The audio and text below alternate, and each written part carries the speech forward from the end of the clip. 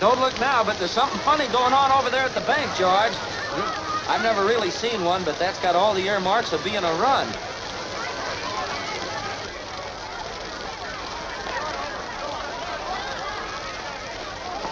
Hey, lady, you got any money in the bank, you better hurry. George, let's not stop. Let's go. A minute there.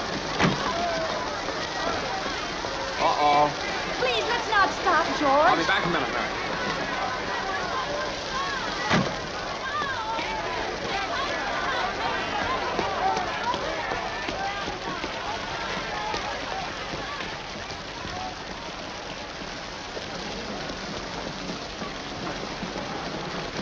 Well, hello, everybody. Miss Thompson, how are you? Ollie, what's the matter here? Can't you get in?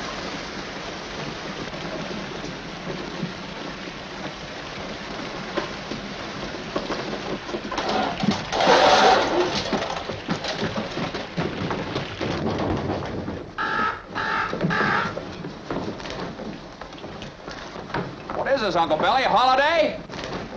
George. Come on in, everybody. That's right. Let's come on in. Come on, Jimmy. Now, look, why don't you all sit down? Here, there are a lot of seats over there. Just make yourself at home. George, can I see you a minute? Why did you call me? I just did, but they said you left. This is a pickle, George. This is a pickle. All right, now, what happened? How did it start? Well, how does a thing like this ever start? All I know is the bank called our loan. When? About an hour ago, I handed over all our cash. All of it? Every cent of it, and still was less than we owed them. Holy mackerel. And then I got scared, George, and closed the doors. Well, the whole town's gone crazy. Yeah, hello? George, it's Potter. Hello? George, there is a rumor around town that you've closed your doors. Is that true? Oh, well, I'm very glad to hear that. George, are you all right? Do you need any police? Police? What for? Well, mobs get pretty ugly sometimes, you know. George, I am going all out to help in this crisis. I have just guaranteed the bank sufficient funds to meet their needs. They will close up for a week and then reopen. Just took over the bank. I may lose a fortune, but I am willing to guarantee your people, too. Just tell them to bring their shares over here, and I will pay 50 cents on the dollar. Oh, you never miss a trick, do you, Potter? Well, you're gonna miss this one. If you close your doors before 6 p.m., you will never reopen.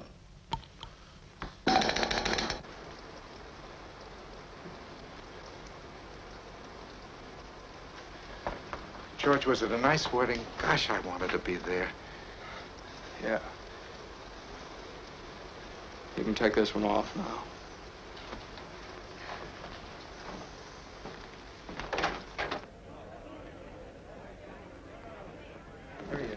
Now, just remember that this thing isn't as black as it appears.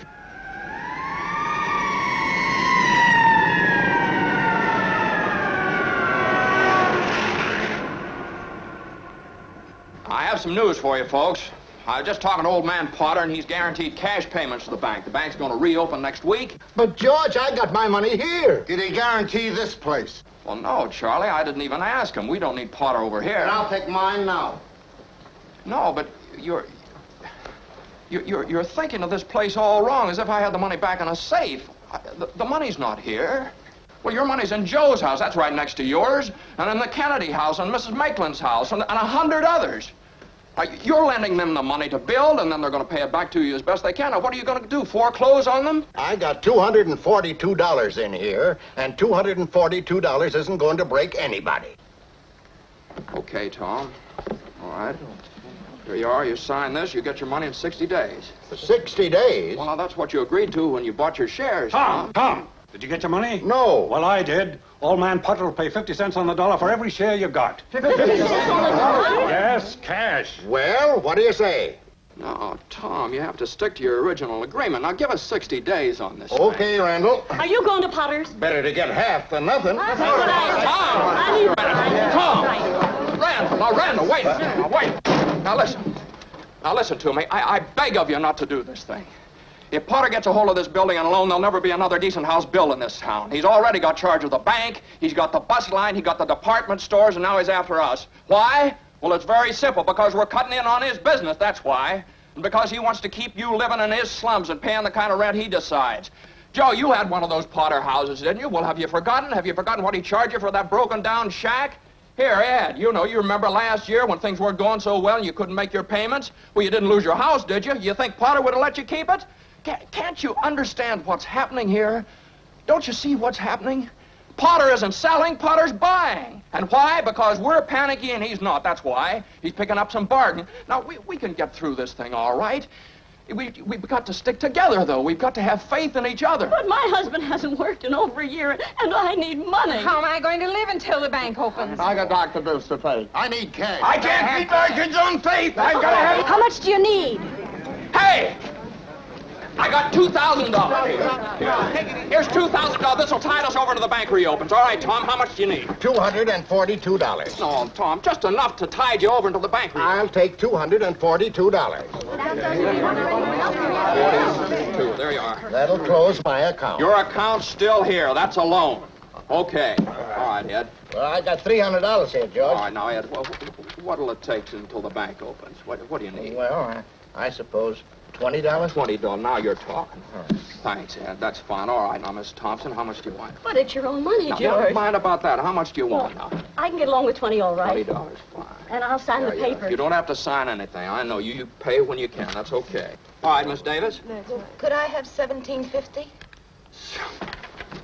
That's sure hard. Of course you can have it. You got 50 cents. There. 7. We're gonna make it, George. 6. It'll never close us up today. 5, 4, 3, 2, 1. Bingo! We made it. Close the door, Eustace. We made it. Look, we're still in business. We still got $2 left. Well, look, let's have some of that. Let's celebrate. Get some glasses, Tilly. Well, a couple of financial wizards. Those Rockefellers. Look, get a tray for these two great big important Samoans here. We'll save them for seed. Yeah, a toast to Mama Dollar and to Papa Dollar. And if you want to keep this old building and loan in business, you better have a family real quick. I wish they were rabbits. I wish there were, too. Okay, let's put them in the safe and see what happens.